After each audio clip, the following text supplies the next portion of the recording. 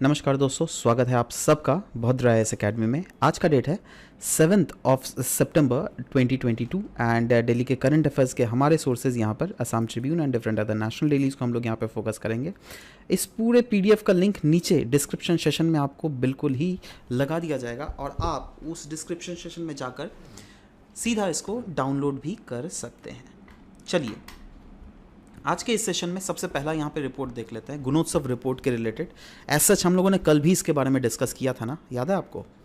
तो देखो उसके एक इन्हांस्ड वर्जन बेसिकली आया हुआ है। दैट इज आज के क्लास में लिखा हुआ है दैट शिव सागर जो है ना, ये रैंक है फर्स्ट इन गुणोत्सव 2022। मतलब जितने भी अदर डिस्ट्रिक्ट्स थे वहाँ पे शिव सागर ने फर्स्ट किया ना। कल के आर्टिकल में हम लोगों ने देखा था A+ ग्रेड रैंकिंग के रिलेटेड, है ना। स्कूल्स की जो A ग्रेड रैंकिंग थी वो भी काफ़ी ज़्यादा डिग्रेड हुई थी, है ना। नॉर्मल एजुकेशन में भी ये सब हुआ था। तो देखो अल्टीमेटली इसमें डेटा है, यहाँ पर भी डेटा दिया हुआ है। क्या ये डेटा आपको याद करना है? नहीं, ये डेटा को ज़्यादा फोकस में मत दीजिए, शायद ही आपको पूछा जाए। कम प्रोबेबिलिटी है, you never know, probability still are there, but yeah उतना आप मेंस के लिए अगर जब भी प्रिपरेशन कीजिएगा ना, डेटास को आप दिमाग में घुसा नहीं सकते हो, ठीक है। इसलिए कोशिश करना कंपैरेटिव एनालिसिस को याद करने के लिए। दैट इज रैंकिंग में 2018 से 2022 के बीच में जो ये रैंक हुआ है ना, वो रैंक डिग्रेड हुआ है, राइट। वैसे ही स्कूल्स के रैंक भी डिग्रेड हुए हैं, है ना। ये कंपैरेटिव चीजें आप देखने की कोशिश करो। और कल के आर्टिकल में भी लिखा हुआ था कोविड-19 pandemic was the official reason behind that. आज के क्लास में भी मतलब वही लिखा हुआ है। So again there is no as such a very big news as such, right. But yes, next जो आज न्यूज डिस्कस करेंगे ये रोड एक्सीडेंट्स जो इंडिया में होता है ना, उसके रिलेटेड है ना। क्यों? क्योंकि आपको पता होना चाहिए दैट रिसेंटली अनफॉर्चुनेटली फॉर्मर जो चेयरमैन थे टाटा सन्स के, जिनका नाम था साइरस मिस्त्री, उनकी रोड एक्सीडेंट में मृत्यु हो गई। तो इसीलिए हम लोग रोड इंफ्रास्ट्रक्चर, रोड एक्सीडेंट्स के बारे में यहाँ पर चर्चा करेंगे। GS3, ये जो टॉपिक है GS3 के इंफ्रास्ट्रक्चर रिलेटेड से आप कैसे जोड़ सकते हो ना। अगर नेशनल क्राइम रिकॉर्ड ब्यूरो का डेटा देख लीजिएगा, उसके स्टेटस अगर देख लीजिएगा, तो रोड एक्सीडेंट्स में जो डेथ होता है ना, वो बढ़कर अराउंड 17% हो गया है। इनफैक्ट 2021 में कहा जाता है दैट 1.55 लाख पीपल की मृत्यु हुई थी just because of the accidents जो क्या इंडियन रोड्स में हुआ है, राइट। नाउ ध्यान देना, ये लेकिन धीरे धीरे बढ़ ही रहा है। इनफैक्ट बोला जा रहा है मैक्सिमम नंबर ऑफ केसेस जो क्या रिपोर्ट किए गए थे ना, वो तमिलनाडु में रिपोर्ट किए गए थे। रीजंस क्या है? स्पीडिंग। इतना ज़्यादा स्पीड करा देते हैं, मतलब अपना गाड़ी चलाते हैं लोग, ठीक है, और केयरलेस ड्राइविंग करते हैं, डेंजरस ड्राइविंग करते हैं। तो ये सब चीज़ें बेसिकली नहीं होना चाहिए, क्योंकि अगर डेंजरस ड्राइविंग कम करना बंद कर ले, केयरलेसली ड्राइविंग, अगर प्रॉपरली जो कानून के द्वारा डायरेक्टिव्स दिए गए दैट जब भी अगर आप कार चला रहे हो सीट बेल्ट लगाओ, मेक श्योर करो दैट आपके कार में जो है वेरियस इक्विपमेंट्स हो जिससे कि आप बच सकते हो। फॉर एग्जाम्पल एयर बैग होना चाहिए, सीट बेल्ट होना चाहिए। इनफैक्ट सीट बेल्ट की भी अगर बात करें ना, एक नॉर्मल सीट बेल्ट होता है, सिर्फ ये वाला ऐसा सीट बेल्ट होता है, और एक होता है 3 पॉइंट सीट बेल्ट जो क्या इधर से भी होता है, ऊपर से इधर से भी ये वाला भी होता है। तो इसको 3 पॉइंट सीट बेल्ट कहते हैं। तो बोला जाएगा 3 पॉइंट सीट बेल्ट तो होना ही चाहिए, बट सीट बेल्ट अगर आपका सिर्फ लगा हुआ है ना, तब आप गारंटी नहीं है बचोगे।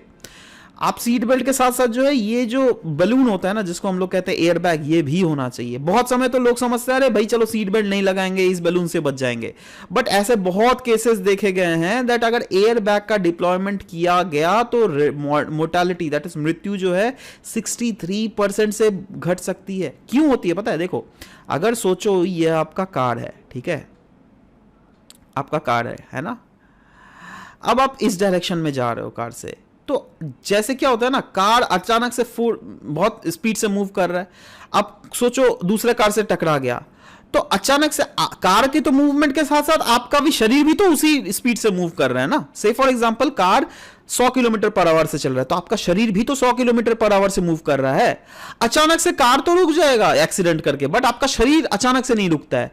तो क्या होता है ना दैट आपका जो वो इनर्शिया रहता है आगे जाने का, तो आपका शरीर का वो रहता ही है। इसलिए कार तो विद इन 1 सेकेंड रुक सकता है, that is a non living subject, ठीक है, बट आप तो लिविंग हो ना यार, है ना। तो आप लेकिन आगे में सीधा भागते हो, और आगे में, और ये जो सीट बेल्ट है ना आपको आगे भागने से रोकता है। इनफैक्ट अगर आगे आप भाग भी जाते हो तो ये जो बलून है जिसको हम लोग एयर बैग कहते हैं, वो आपके मुंडी को आपके ये इससे टकराने से रोकता है, जिससे क्या इंसान की जो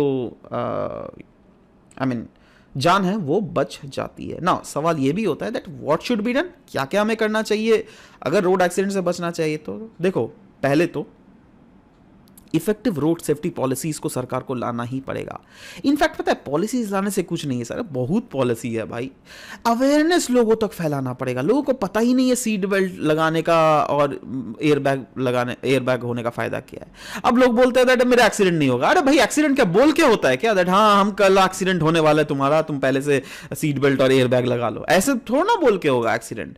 एक्सीडेंट हो जाता है भाई, बोल के नहीं होता एक्सीडेंट, है ना। तो वही चीज है। Next is better road safety design, है ना। ये जो ब्लैंक स्पॉट होते हैं, जैसे सोचो एक रोड ऐसे जा रहा है, अचानक से ये टर्न ऐसे हो जाएगा, ठीक है, तो रोड ऐसे ना टर्न हो के अगर ऐसे करके टर्न हो, कितना अच्छा हो ना, समझ रहे हो। क्योंकि ऐसे करके अचानक से टर्न होना, वो ब्लैंक स्पॉट है, यहां से कौन सा गाड़ी आ रहा है तेजी से, यहां से कौन सा गाड़ी आ रहा है, ढंग से टकराएगा। समझ रहे हो बात। तो ये डिजाइन भी प्रॉपर होनी चाहिए, है ना। इनफैक्ट हाईवेज में जो मीडियंस लगे हुए रहते हैं, या फिर स्टील गार्ड रेल्स लगे हुए थे, रोप बैरियर्स लगे हुए रहते हैं, इससे हमको हटकर स्टैंडर्ड चीजें अप्लाई करना चाहिए। यूरोपियन यूनियन का एक जनरल सेफ्टी रेगुलेशन है, क्यों ना हम उसको फॉलो करें, क्योंकि उसके तहत बोला गया है दैट अगर कोई भी नया व्हीकल होगा ना, तो उनको एडवांस्ड इमरजेंसी ब्रेकिंग सिस्टम लगाना पड़ेगा, है ना। तो अगेन वो हमारे देश में भी तो अप्लाई किया जा सकता है ना, बिल्कुल, है ना। Next, natural farming. बोला जा रहा है दैट कहीं ना कहीं नेचुरल फार्मिंग को प्रमोट करने की बहुत ज्यादा जरूरत है हमारे देश में ना। सवाल होता है दैट क्या क्या करंट फार्मिंग मेथड्स में इश्यूज क्या क्या है। एक तो करंट फार्मिंग मेथड जो किया जाता है काफी ज्यादा अनसाइंटिफिक तरीके से किया जाता है, जिसके कारण लैंड डिग्रेडेशन हो जाती है। In fact around 30% of land is degraded due to these methods of farming which has been prevalent in India, right. Depletion of ground water बहुत तेजी से डिप्लीट हो रहा है, एयर पॉल्यूट हो रहा है स्टेबल बर्निंग के कारण। इनफैक्ट एक्सट्रीम वेदर इवेंट्स जो है ना बढ़े जा रहे हैं और बढ़े ही जा रहे हैं। इकोलॉजिकली इम्बैलेंस हो रहा है, that is the pace of जो ह्यूमन पॉपुलेशन ग्रोथ है, that has been not in line with the earth carrying capacity. मतलब ह्यूमन तो बढ़े जा रहे हैं, पॉपुलेशन तो बढ़े जा रहा है, बट पॉपुलेशन बढ़ने के साथ साथ भैया रिसोर्सेज भी तो चाहिए। अगर सोचो कल 10 पॉपुलेशन था और आज वो 10 पॉपुलेशन बढ़ के 20 पॉपुलेशन हो गया, है ना, और पहले भी 10 किलो आलू उग रहा था, अभी भी 10 किलो आलू उग रहा है, ऐसा थोड़ा ना चलेगा। 20 इंसान है भाई, तो 20 किलो आलू तो चाहिए ना। बट वही है ना, दैट समय के साथ साथ रिसोर्स जो है ना वो नहीं बढ़ रहे हैं, तो प्रॉब्लम जो है वहीं पर हो जाएगा ना। सवाल होता है क्या करने की जरूरत है भैया। एक चीज तो बोला गया वो है प्रिसीजन फार्मिंग की, है ना। मतलब हमें नेचुरल फार्मिंग और ऑर्गेनिक फार्मिंग को प्रमोट करने की जरूरत है, क्योंकि दीज आर प्रिसीजन फार्मिंग, है ना। बहुत कम एरियाज में आप प्रिसाइजली ये सब चीजें उगा सकते हो। ऑर्गेनिक फार्मिंग अगर इंडिया में बोले तो सिक्किम अनडाउटेडली डिक्लेयर किया गया एज एन ऑर्गेनिक स्टेट। अर्थ गंगा, अर्थ ब्रह्मपुत्रा, ये सब का इनिशिएटिव पता है किस लिए लाया गया, जिससे नेचुरल फार्मिंग को गंगा के बैंक के अलोंग प्रमोट किया जा सके, है ना। तो क्या हम वही चीज ब्रह्मपुत्रा के केस में नहीं कर सकते हैं? एब्सोल्युटली कर सकते हैं। क्या हम वही चीज कल को अर्थ कावेरी के केस में नहीं कर सकते हैं? एब्सोल्युटली कर सकते हैं। बहुत सारे स्टेट जैसे आंध्र प्रदेश स्केल अप हो रहे हैं इन नेचुरल फार्मिंग, ये सब करना चाहिए, राइट। फोकस करना पड़ेगा टेक्नोलॉजी में, जैसे geographical information system, artificial intelligence, machine learning. इसके तहत क्या होगा ना, दैट जैसे आप खेत में अगर कुछ चीज़ उगा रहे हो, तो इसके साथ साथ फायदा ये है ना दैट आप रिस्क फैक्टर में नहीं हो, राइट। रिस्क फैक्टर बोले तो जैसे आप एक खेत में ही आपका मशीन लगा हुआ है ऑलरेडी, और वो मशीन जो है आपको सारा इंफॉर्मेशन प्रोवाइड कर दे रहा है दैट ह्यूमिडिटी कितना है, ठीक है, आज रात को बारिश होगी क्या नहीं। तो आपको अगर सब कुछ पता चल ही जा रहा है तो आपको ज्यादा प्रॉब्लम फेस नहीं करना पड़ेगा ना जी, समझ रहे हो। और यहां पर भी वही चीज बोला गया है, राइट, दैट इमरजेंस टेक्नोलॉजीज, अगर टेक्नोलॉजीज का हम लोग इस्तेमाल करके ये सब अचीव कर पाए तो कितना अच्छा है। There is reduction of subsidies. कहा जा रहा है गवर्नमेंट का जो हैवी सब्सिडी है दिया जाता है ना, दैट इज यूरिया फर्टिलाइजर्स में, वो क्यों देती है सरकार पता है? क्योंकि अगेन हम लोग प्रिसीजन फार्मिंग इस्तेमाल ही नहीं कर रहे हैं।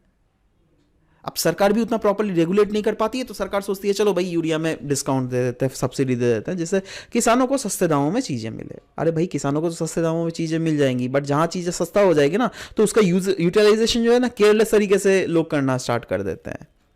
ठीक है, अब उस केयरलेस यूटिलाइजेशन को यहाँ पर रोकने की बहुत ज़्यादा ज़रूरत है, ऐसा यहाँ पर बोला जा रहा है। नेक्स्ट बोला जा रहा है नेचुरल फार्मिंग को रिलेटेड। नेचुरल फार्मिंग ये केमिकल फ्री फार्मिंग मेथड है, ट्रेडिशनल मेथड है, जिसको हमारे पूर्वज भी करती आ रही है ना। और ये agro ecology based diversified farming system है, जो क्या इंटीग्रेट करता है क्रॉप्स को, ट्रीज को, लाइव स्टॉक को, फंक्शनल बायोडाइवर्सिटी। जैसे सोचो, मैं अगर आपको बोलूँ आप अपने खेत में फसल उगा रहे हो, ठीक है, और आपको मैन्योर चाहिए, तो कुछ नहीं, आपकी जो लाइव स्टॉक है ना, जो आप गाय या फिर भैंस पाल रहे हो, तो उसका पॉटी जो है that can act as a manure. समझ रहे हो बात, है ना? आप समझ रहे हो दैट कैसे हम लोग इंटीग्रेट करते हैं यहां पर, है ना? इसी इंटीग्रेशन का मैं बात कर रहा हूं। बट कंसर्न्स भी है कुछ, जैसे जो रिसर्चर्स है आईसीएआर के, ये बोल रहे हैं दैट देखो जहां जहां नेचुरल फार्मिंग को अडॉप्ट किया गया ना, वहां पर देखा गया major crops, major staple crops जैसे वीट, जैसे राइस, उसकी जो प्रोडक्टिविटी है उल्टा घटी है भाई। हाँ, ऐसा है दैट लंबे समय में इस्तेमाल करने से इसका प्रोडक्टिविटी बढ़ेगा। अरे भाई लंबा समय किसान रुकेंगे नहीं ना, किसान 1-2 साल नहीं रुकेंगे ना। हाँ, अगर सरकार एश्योर करती है दैट हाँ मैं आपको पैसे दूंगा ही अगर आपका कम भी फसल हुआ तो भी, तब ठीक है, तब अलग बात है। बट अगर सरकार भी तो एश्योर नहीं कर रही है वो चीज़, तो किसान भी तो नहीं रुकेंगे ना। किसान को ज़्यादा प्रोडक्टिविटी चाहिए, तो इसलिए वो फर्टिलाइजर्स इस्तेमाल करेंगे, केमिकल फर्टिलाइजर्स। कंक्लूजन क्या है? India needs a proper policy decision. यही नहीं, बेटर और ज़्यादा साइंटिफिक एविडेंस भी चाहिए, जिससे, और इस साइंटिफिक एविडेंस के बेसिस में ही काम करना चाहिए, जिससे श्रीलंका जैसा हालत जिससे इंडिया का जिससे ना हो जाए फार्मिंग सेक्टर में। ठीक है, नेक्स्ट, रोड टू एनर्जी आत्मनिर्भरता। नाउ एनर्जी आत्मनिर्भरता, अब बोला जा रहा है इंडिया में क्या क्या ऐसे चीज़ें हमें करना चाहिए जिससे 2040 तक हम लोग आत्मनिर्भर बन जाए इन एनर्जी सेक्टर। देखो, एनर्जी सिक्योरिटी का पहले हमें इसका डेफिनेशन समझना पड़ेगा, क्योंकि एनर्जी सिक्योर अगर कोई नेशन होगा तभी तो वो आत्मनिर्भर बन रहा है ना। एनर्जी सिक्योरिटी का डेफिनेशन क्या है? दैट आज जब आपके पास अवेलेबिलिटी हो अनइंटरप्टेड एनर्जी सोर्स का, वो भी अफोर्डेबल प्राइसेस में ना। ध्यान देना, अनइंटरप्टेड, एक तो आपकी जो एनर्जी सोर्सेज आ रही है वो इंटरप्ट ना हो, पहली बात। दूसरा, अफोर्डेबल भी होना चाहिए। ऐसा नहीं दैट सोर्सेज की एनर्जी तो आ रही है बट पैसा ही नहीं दे पा रहे उतना पैसा, ठीक है, वो भी नहीं चलेगा। ठीक है, तो अफोर्डेबिलिटी चाहिए यहाँ पर। नाउ बोला जा रहा है India needs to achieve energy security by the year 2040। 2040 तक there is a high need that India को एनर्जी सिक्योरिटी अचीव करना है। तो उसके लिए क्या क्या कर सकती है? पहले तो फोकस करना पड़ेगा हमें सेल्फ रिलायंस के ऊपर। सेल्फ सफिशिएंसी नहीं, सेल्फ रिलायंट बनना पड़ेगा हमें, ठीक है, क्योंकि सेल्फ सफिशिएंसी फिजिबल नहीं हो सकती है। It is not possible that हाँ आप सेल्फ सफिशिएंट हो, क्योंकि देखो eventually we need to purchase few of the energy from Nepal, few of the energy from Bhutan as well, ठीक है, बट सेल्फ सफिशिएंट होना चाहिए। दैट हाँ इतना ज़रूर है एनर्जी जिससे यस वी एटलीस्ट अकाल ना है ना, ये चीज़ हो। Next is access to fossil fuels. कहा जा रहा है दैट देखो अभी जो भी चीज़ें हो रही है बेसिकली फॉसिल फ्यूल्स से ही प्रोडक्शन एनर्जी का हो रहा है, राइट। तो हमें फॉसिल फ्यूल के ऊपर डिपेंडेंसी को घटाना पड़ेगा। अगर उसके ऊपर डिपेंडेंसी घटाएंगे तो of course green energy system जो है उसमें हमें ट्रांजिशन करना पड़ेगा, है ना। और इनफैक्ट ऐसा क्या किया जा रहा है इंडिया में? जी हाँ, एब्सोल्युटली। अगर गेल देख लीजिएगा तो वो इन्वेस्ट कर रही है in development of national gas pipeline grid, है ना। इनफैक्ट इंडिया को पता है हमारा स्ट्रैटेजिक पेट्रोलियम रिजर्व को भी एक्सपैंड करना चाहिए, है ना। एक्सेस टू क्रिटिकल मटेरियल्स जो है जो कि ग्रीन एनर्जी को प्रोड्यूस करने के लिए हमें चाहिए, जैसे यू नो सोलर पैनल्स चाहिए, है ना, कोबाल्ट, लिथियम, सेमीकंडक्टर चिप, ये सब अगर एक्सेस हो गया ना तब तो हमारे देश में ही सब कुछ मैन्युफैक्चर हो जाएगा। हमारे देश में कमी कौन चीज़ की है? कोई भी चीज़ की कमी नहीं है, ठीक है। तो इन सब चीज़ों को हमें फोकस करना पड़ेगा, ऑफर करना पड़ेगा ग्रीन इंसेंटिव, जिससे इंकरेज किया जा सके प्राइवेट सेक्टर पार्टिसिपेशन को, है ना। और ये कैसे करोगे? Of course productive incentive scheme को जो है ना, प्रोडक्टिव लिंक्ड इंसेंटिव स्कीम, उसको और भी इंसेंटिफाइज करो ना आप, है ना। डिमांड को मैनेज करना पड़ेगा। देखो क्योंकि क्या है ना, एनर्जी यूजेज नॉर्म्स हमें बनाने पड़ेंगे, जिससे जो भी लेजिस्लेशन है हमारे देश में उसको स्टैंडर्डाइज करे, उसको टाइटन करे, जिससे कंप्लायंस को इंश्योर किया जा सके। तो अगेन ये सबको मैनेज करने के लिए ना स्ट्रक्चर में चेंजेस हमें लाने पड़ेंगे। अभी जो हमारा एनर्जी स्ट्रक्चर है ना, उस स्ट्रक्चर में ही प्रॉपरली हमें चेंज लाने पड़ेंगे, है ना। इनफैक्ट ग्रीन एनर्जी के सेक्टर में स्किलिंग को अपग्रेड करना पड़ेगा, एनर्जी डिप्लोमेसी बढ़ाना पड़ेगा, जैसे कि हमारे फॉरेन ऑफिशियल्स करते हैं, हमारे एक्सटर्नल अफेयर्स मिनिस्ट्रीज करती है वेरियस देशों के साथ जिनके पास ये महारत ऑलरेडी हासिल है, क्यों ना हम लोग उनसे कोऑर्डिनेट करें। ओवरऑल क्यों ना एक होलिस्टिक डेवलपमेंट कर सके, जिससे इस प्रॉपर इम्प्लीमेंटेशन मेजर्स लिया जा सके। नेक्स्ट पीआईबी का ये न्यूज़ है रिगार्डिंग वीओ चिदम्बरम पिल्लई। क्यों न्यूज़ में थे ये? क्योंकि प्राइम मिनिस्टर जी ने ट्रिब्यूट पे किया था इनको on hits 150th birth anniversary. कभी भी अगर फर्स्ट 150th या फिर 100th या फिर 150th अगर आ जाए ना, that becomes very very important. तो इसलिए इनके लिए भी बहुत ज़्यादा इंपॉर्टेंट है। इनको अलग अलग नाम से भी जाना जाता था, इनको तमिल हेल्प्समैन के नाम से भी जाना जाता था। इनफैक्ट ये एक इंडियन फ्रीडम फाइटर थे, जो कि एक फॉर्मल लीडर भी थे इंडियन नेशनल कांग्रेस का। इन्होंने फाइट किया था अगेंस्ट स्वदेशी मतलब इनफैक्ट इन्होंने फाइट किया था against the monopoly of British India steam navigation company, और उन्होंने अपना एक कंपनी फाउंड किया था जिसका नाम है स्वदेशी स्टीम नेविगेशन कंपनी। कब? 1906 में, याद रखना। लेकिन ये अगर क्वेश्चन में आ जाए ना, आप लोग फिर रोगे बैठ के, अरे भाई ये तो स्पेक्ट्रम में दिया ही नहीं हुआ है कहीं पर, कहाँ से इन्होंने क्वेश्चन पूछ लिया? अरे भाई ये न्यूज़ में थे, इसीलिए क्वेश्चन पूछा गया इससे, है ना। Every product he use in his life was swadeshi. तो he is a kind of inspiration for whole of India. Next Ramon Magsaysay of Philippines, he was in news. Why? क्योंकि एक आपको पता होना चाहिए, रेमन मैग्सेसे अवार्ड दिया जाता है। ये अवार्ड के बारे में अगर चर्चा करें, इस अवार्ड को लॉन्च किया गया था 1958 में। इसको रिकॉग्नाइज किया जाता है एज एशिया का नोबेल प्राइज, मतलब एशिया का इक्विवेलेंट नोबेल प्राइज का, है ना। और ये उन्हीं को दिया जाता है जिनका आउटस्टैंडिंग लीडरशिप या फिर आउटस्टैंडिंग कम्युनिटेरियन कॉन्ट्रीब्यूशंस हो एशिया में। अभी के शैलजा को नॉमिनेट किया गया था इसके लिए, जो क्या केरला के फॉर्मर हेल्थ मिनिस्टर थी, बट इन्होंने ठुकरा दिया। इन्होंने बोला दैट नहीं भाई, ये जो रेमन मैग्सेसे थे इनके एंटी कम्युनिस्ट स्टांस थी, इसीलिए मैं यह अवार्ड नहीं ले सकती, है ना। ना सवाल होता है रेमन मैग्सेसे थे कौन? इनका पूरा नाम था रेमन डेल फिएरो मैग्सेसे, है ना। ये 7th प्रेसिडेंट थे फिलीपींस के फ्रॉम 1953, जब तक इनकी डेथ नहीं हो गई एयर क्रैश में, जो कि 1957 को हुआ था।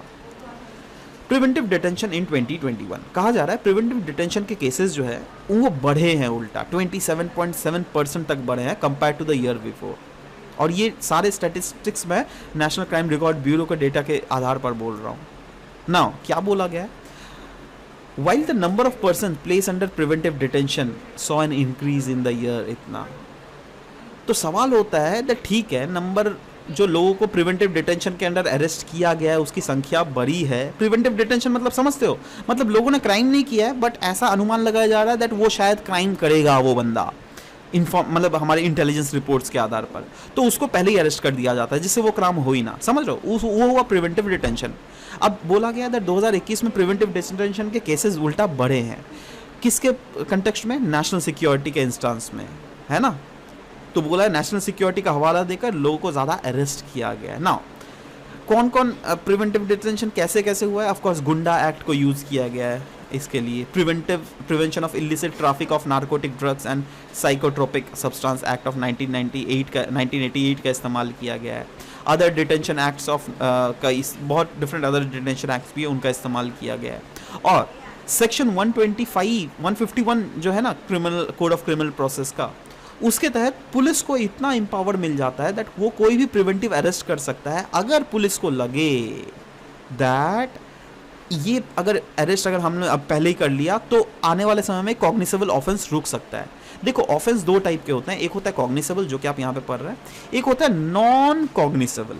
नॉन कॉग्निसेबल मतलब जैसे मैंने आपको गाली दे दिया, ठीक है, दैट इज नॉन कॉग्निसेबल ऑफेंस, ठीक है, गाली न दिया है भाई, कुछ थोड़ा ना हुआ है, बट वहीं पर मैं आपको चाकू भोग दिया मैंने, है ना, तो दैट इज क्योंकि मैं आपको मार रहा हूँ ना, जान से मार रहा हूँ, ठीक है, तो दैट इज कॉग्निसेबल ऑफेंस। कॉग्निसेबल ऑफेंस के लिए अरेस्ट किया जा सकता है, नॉन कॉग्निसेबल ऑफेंस के लिए अरेस्ट नहीं किया जाता है, समझ रहे हो बात।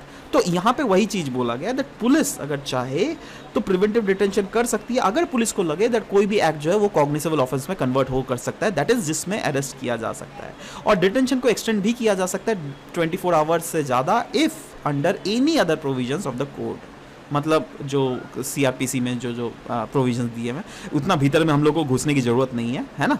बट हाँ, प्रिवेंटिव डिटेंशन का मतलब हमें समझना है दैट कोई भी पर्सन को अगर हम लोग पहले से फ्यूचर क्राइम को करने से रोकने के लिए अगर उसको हम लोग गिरफ्तार करते हैं, दैट इज़ प्रिवेंटिव डिटेंशन। कुछ कॉन्स्टिट्यूशनल प्रोविजंस भी हैं आर्टिकल 22 में, जहाँ पर आपको क्लियरली दिखा हुआ है दैट प्रिवेंटिव डिटेंशन जो it allows for preventive detention and restrictions on the personal liberty for the reasons of state security and public order. तो अगेन ये सब क्लॉजेज हमें देखने की उतनी ज़्यादा ज़रूरत नहीं है, सिर्फ नॉर्मल जो है ना आप आर्टिकल मतलब जितने सारे ह्यूमन राइट्स है आर्टिकल 15, 16, 17, 18, 19, 20, 21, 22, 23, 24, 25, तो ये सब एटलीस्ट आपको दिमाग में रहना चाहिए। That is more than enough. इतना सब क्लॉज में जाने की आपकी ज़रूरत है नहीं। नेक्स्ट, पीएम श्री योजना। टीचर्स डे के ओकेजन में प्रधानमंत्री मोदी जी ने अनाउंस किया है डेवलपमेंट दैट वो डेवलपमेंट करेंगे हमारे देश में 14,500 स्कूल्स का डेवलपमेंट होगा अंडर दिस पीएम श्री योजना। की हाइलाइट्स अगर देखोगे तो अगेन जो स्कूल की इंफ्रास्ट्रक्चर है उसको मॉडर्न इंफ्रास्ट्रक्चर बनाना है, ट्रांसफॉर्म कर देना है स्कूल्स को होलिस्टिक मेथड्स के थ्रू, जिससे एजुकेशन की जो इम्पार्टिंग क्वालिटी है ना वो बहुत ज़्यादा इन्हांस हो जाए। Learning centric, that is emphasis जो मेन दिया जाएगा वो डिस्कवरी ओरिएंटेड रहेगा, लर्निंग सेंट्रिक रहेगा, है ना। टीचिंग पेडागोगी को चेंज किया जाएगा, स्मार्ट क्लासेस लाए जाएंगे, बच्चों को स्पोर्ट्स सिखाया जाएगा, ओवरऑल इंफ्रास्ट्रक्चर्स मॉडर्न कर दिए जाएंगे। जैसे प्राइवेट स्कूल्स में होता नहीं एकदम मस्त टाइप का बहुत अच्छा इंफ्रास्ट्रक्चर, वैसे गवर्नमेंट स्कूल्स का भी कर दिया जाएगा। जैसे आप दिल्ली के गवर्नमेंट स्कूल्स देखो ना, उस टाइप से चीज़ें, है ना। नेक्स्ट, इंडियन एक्सप्रेस का ये न्यूज़ है, मॉडल प्रिजन एक्ट। कहा जा रहा है after introducing modern prison manual of 2016, centre जो है अभी मॉडर्न प्रिजन एक्ट भी लाने वाली है bye amending the British era law that is prisons act of 1894 को अमेंड करके, ठीक है। तो 2016 को सेंटर ने मॉडल जेल मैनुअल लाया था जो क्या कंटेन कर रहा था बहुत सारे रेमिडियल पॉइंट्स, जैसे इम्फेसिस उसमें दिया गया था उस मैनुअल में दैट कैसे कंप्यूटराइजेशन को फोकस किया जाए, कैसे ह्यूमन राइट्स में यूनिफॉर्मिटी लाया जाए, कैसे प्रिजनर्स को रिहेबिलिटेट किया जा सके, कैसे इंफॉर्मेशंस लाया जा सके जिससे कंट्रोल किया जा सके। गैंग्स, जेल्स में भी गैंग बनते हैं, पता है, एक गैंग दूसरे गैंग को बोलता है अरे भाई देख मैं तो क्रिमिनल हूँ पहले से, मेरे से पंगा मत लो। तो उस टाइप के गैंग्स को कैसे बनने से रोका जा सके। बट देखो ये सब तो लाया गया था मैनुअल, बस इस मैनुअल को पता है मात्र 11 स्टेट्स और यूनियन टेरिटरीज ने फॉलो किया। सबको फॉलो करना चाहिए ना जी, तो सबने अभी तक फॉलो नहीं किया ना। सवाल ये होता है दैट जेल में प्रॉब्लम क्या है। एक तो ओवर क्राउडिंग है बहुत ज़्यादा, दैट इज 70% जो कैदी है ना वो अंडर ट्रायल्स ही है। कोई सेपरेट अरेंजमेंट नहीं है हार्डकोर क्रिमिनल्स के लिए या फिर रेडिकलाइज्ड क्रिमिनल्स के लिए। एक हार्डकोर क्रिमिनल होता है जो क्या सब समय क्रिमिनल करते रहता है, जितना बार भी उसको जेल से हटाओगे तो फिर से क्रिमिनल का एक्टिविटी करेगा। Prison being a state subject, each state follow different manuals and standards, ठीक है। तो वही चीज़ बोला गया कि स्टेट सब्जेक्ट है प्रिजन, तो इसलिए हर एक स्टेट्स का अपना मैनुअल रहता है, तो इसीलिए प्रॉब्लम है। Next, BPAL। देखो ये एक ओरल रेजिमेन है आप बोल सकते हैं, जिसके तहत ट्रीट किया जाता है ड्रग रेजिस्टेंट ट्यूबरक्लोसिस को, एक्सटेंसिव ड्रग रेजिस्टेंट ट्यूबरक्लोसिस को, जिसको हम लोग बोलते हैं XDR-TB। ये एक ऑल्टरनेटिव है for at least 20 months of regular treatment of TB, that is BPAL, याद रखिएगा, ठीक है।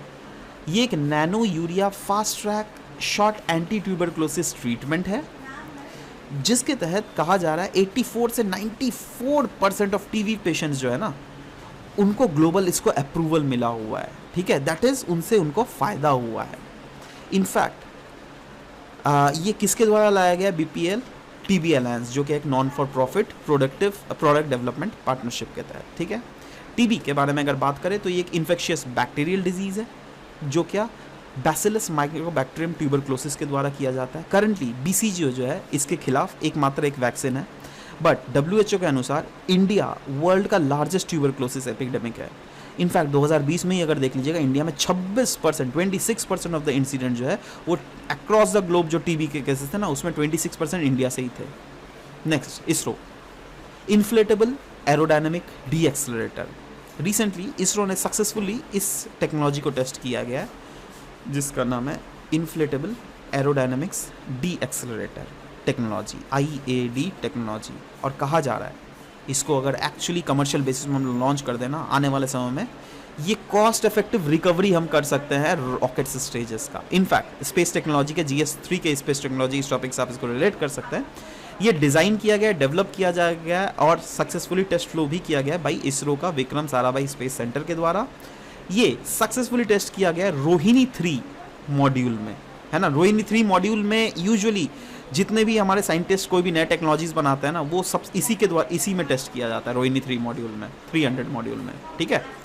एनीवेज अगेन, कोई भी अगर स्पेस से कोई चीज़ अगर लाया जा रहा है, उसको डीएक्सलरेट करने में काफ़ी ज़्यादा मददगार करता है ये। मतलब जो देखो क्या होता है ना, स्पेस से अगर कोई भी चीज़ें धरती में लॉन्च आ रहा है, तो उसको उसका स्पीड को घटाना पड़ेगा ना, तो धीरे धीरे वो आराम से बैठेगा ना, तो उसी को कहते हैं डीएक्सलरेशन, समझ रहे हो।